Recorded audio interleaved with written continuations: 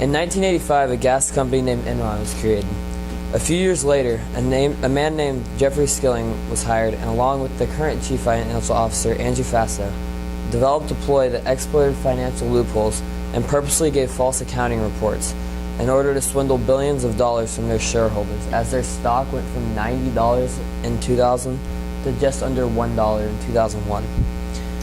These fraudulent activities brought the company from being named one of the top 5 most valuable companies in the world to 1 year later going out of business. This event is what sparked the purpose and the importance that accounting plays, and it was shown in bright light in wake of the scandal. In 2008, the housing market crashed, and with the biggest drop in history. The financial services industry was forced to reassess their basic business plans, as even businesses that had been doing the same thing for over 100 years had changed their ways completely to reestablish the flow of money to support their clients. Their ability to adopt new business practices was the only thing that held off the crisis that the housing market brought. Both of these things are what shows the importance of finance and how they can solve world-changing crises, and why I'm interested in going into it. So, I've been interested this year in ISM in learning what it takes to become a CFO of a company. I chose this because math has always come natural to me. It's always been something that I enjoyed. Even when I was a little kid, my mom gave me this math workbook, and she told me that I got $1 for every 2 pages I did, and I finished it in 2 days, and it was 100 pages. And so, as a 4-year-old kid, I thought that $50 was the most money that anyone ever had, and so that was what really started my joy for math. And then I always enjoyed the concept of budgeting and dealing with money, so that is what drove me along through finance. So, through my research, I learned that there are 6 responsibilities that a CFO has every single day, and that goes through communications, anticipation, sustainable growth, business integration, new metrics, and risk management. So for communications, in order to be a CFO, you have to have good relationships with everyone that's under you. Not only do you have to be able to communicate to work on projects and build through that, but without a good relationship, there's no way to build your company. Anticipation, and when you make a budget, you have to have room for any big things in the industry that you work in. So being able to adapt is big in finance. And so being in finance is ever changing. It's always changing, and it continues to be redefined every day what being a CFO is. The CFO position itself has gained a lot of power in recent years, as it's gained 20 times more power as it had 10 years ago. In many companies, the CFO is even passing the COO in the chain of command. So it's really on the rise and becoming a more important position. As I began to learn about finance, I wanted to key in on a certain aspect, so I went and did research a lot about budgeting. I learned that the biggest key to budgeting is being flexible and being able to adapt, because it takes a lot of risk. You have to take a lot of risks to be in finance. So you have to leave room for error because you're going to fail, so you have to have room in your budgets and in your plans in case that you do fail. Also, expansion. You have to make a lot of quick decisions, and so if you're going to make a budget, you have to leave room to make big purchases in order to expand your company. My first interview was with the CFO of Carrington. Her name was Melissa Bauman. When I did this interview, I was mostly focused on finance in general and becoming CFO. So she taught me a lot about the importance of accounting. She said that accounting is the most important thing to learn through college and through your studies, as the financial structure you can learn on the job, but accounting has so much intricate detail that it takes a lot of focus and a lot of knowledge going into the finance world. She was the first person, and everyone that I've interviewed has told me that the most important quality in finance is hard work. And I imagine this is in many other industries as well. But the fact that every single one of the people I've interviewed said that the most important quality is hard work really struck a chord. And I realized that without hard work, there's no way to be successful, especially in finance. So Ms. Bauman herself, she taught me a lot Carrington, when she first joined, was a team of 6 people, and obviously now it's an international company. So her and the original team have grown the business a ton, and she said that the fact that she brought it from the ground up really meant that everyone that worked there was connected emotionally to the company, and not only for themselves but for the company. They all want the company to succeed.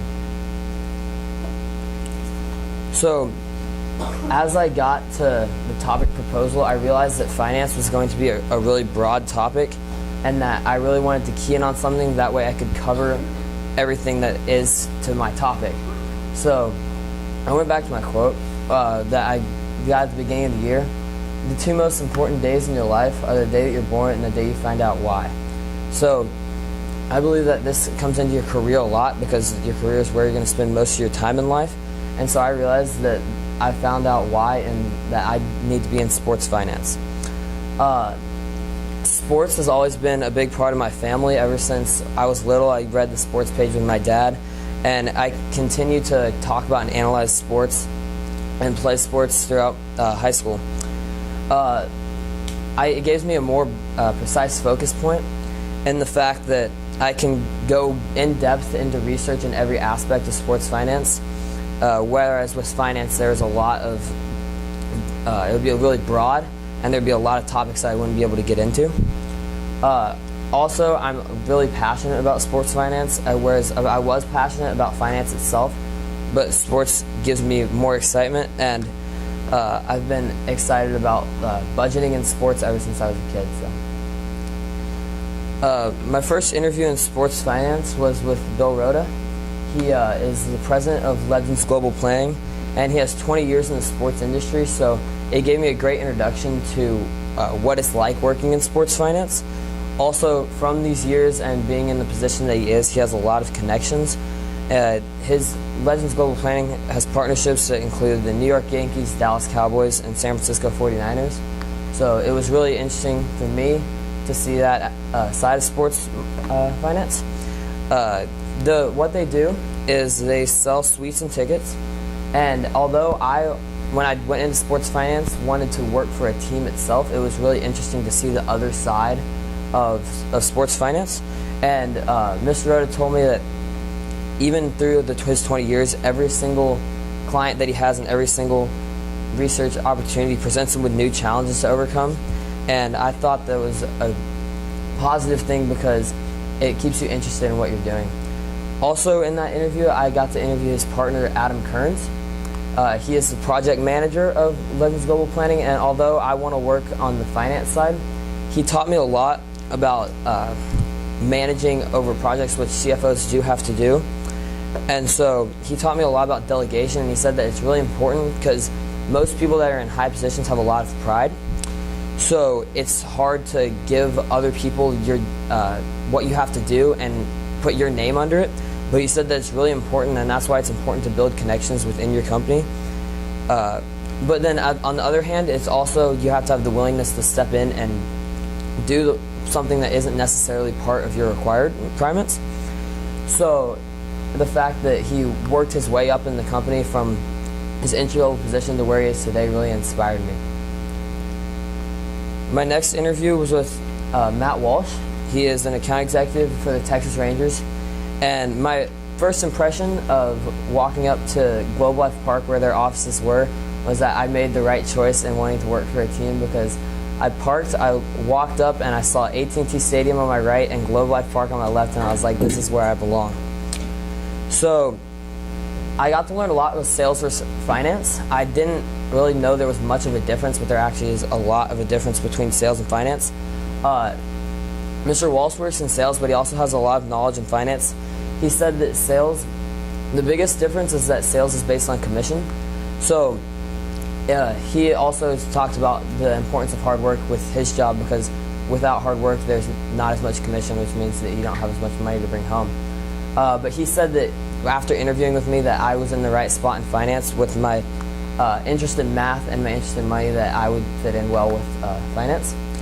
One of the things I also learned through this interview is in the MLB there's a big difference in available money. So not only for the player salary, but for stadiums and tickets and like the people like Mr. Walsh that they can hire, that the difference in the big markets versus small markets is huge in the MLB. He taught me a lot about loyalty because I didn't realize, but even in sports finance, when you're connected to a team, that you're really loyal to it. So Mr. Walsh said that he's going to be loyal to the Rangers even if other opportunities present themselves, because it's his team and he wants to see them succeed, which I thought was really cool. Also, he has a lot of connections too, and one of his connections that previously worked at the Rangers but now works for the Mavericks, I got his contact info and I was actually able to interview him. So his name is Ryan Donlin, and I learned a lot from his interview. He also is an account executive but for the Mavericks. One of the things that I learned walking into the Mavericks office versus the Rangers office that I thought was interesting was the Mavericks office was all on one floor, but it seemed to promote a lot of teamwork and working together. So, because all the sponsorships and the sales and finance and operations were all together, whereas at the Rangers they were all in different stories. And Mr. Donlin said that that was really important in working together and making connections throughout the entire company, whereas at the Rangers it was harder to do that. The most important thing I learned from him is that there's no secret path to success. Everyone has their own path that is at the top where they are, and that you have to take every opportunity you can get. So out of college, he knew what he wanted to do, and he knew he wanted to work in sports finance. So the first job he got was with the Hillsboro Hops, and I would guess that none of you have ever heard of them, but they are a single-A baseball team in Portland, Oregon, which is or in Hillsboro, outside of Portland, which is where he grew up. And the first thing he told me is that there's only 30 teams in the MLB, and it's similar to the other sports organizations. So there's not a lot of opportunities to get the experience in controlling the aspects of CFOs, sponsorship, managers, and sales. So his opportunity in Hillsboro gave him the opportunity to do all of those things. Although it was on a much smaller market, it gave him experience that most people that go straight into the big companies and big sports teams aren't able to have, because they're not given to people without any experience. So he was able to go into his job with the Rangers with experience that most of the people there wouldn't have had. One of the things that he told me is that the most important thing to becoming successful is to take every opportunity you can get. So that's why he moved from the Rangers to the Mavericks. He was able to go up in his job. He's getting more money now and has more say over what he does. So he said that putting yourself first is really important. So that gave me a contrast between Mr. Walsh and how he is loyal to the Rangers, and Mr. Donlin, how he wants to put himself first to become successful. And I was able to see both sides of those viewpoints, which I thought was really important.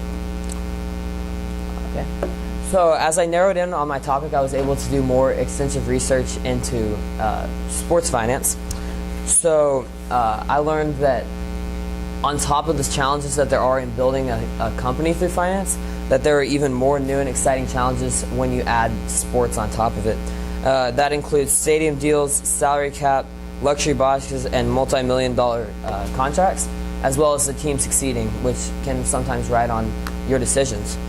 So although that gives you much more that you have to do, I find it as a positive, because these are all things that really interest me, and I think I would enjoy going to work every day if that was my job. So the biggest thing that I latched onto in my research in sports finance is the salary caps. I saw that there's so many things that go into making a salary cap. They go into like ticket sale profits, merchandise sales, television contracts, average player salary, and all these other stuff that go into making the salary cap itself. And I learned that the only major sports organization that doesn't have a salary cap is the MLB. So when I went into what am I going to do for my original work, I decided that it would be good to propose an MLB salary cap. So I knew that there was going to have to be this big equation that brought in the ticket sales, merchandise, and all the things that I spoke about earlier. So that was going to be the first part of my original work, but I wanted to expand on that. So I decided that I would go and see the effects on how the players would react, owners and fans, and also how the finances, how the businesses, as the team businesses would be affected in big market versus small market, and also the franchise's success. So through this, I plan to find all the data on the MLB or the NFL, NBA, and NHL salary caps and what goes into them. So like how the ticket sales and contracts and stuff like that go into the equation itself. And then once I find that, put that into a simulation and see how the rosters would change, how the markets would change, how the businesses themselves would change, and how the franchises would succeed. So that is my plan for the original work, and that is all.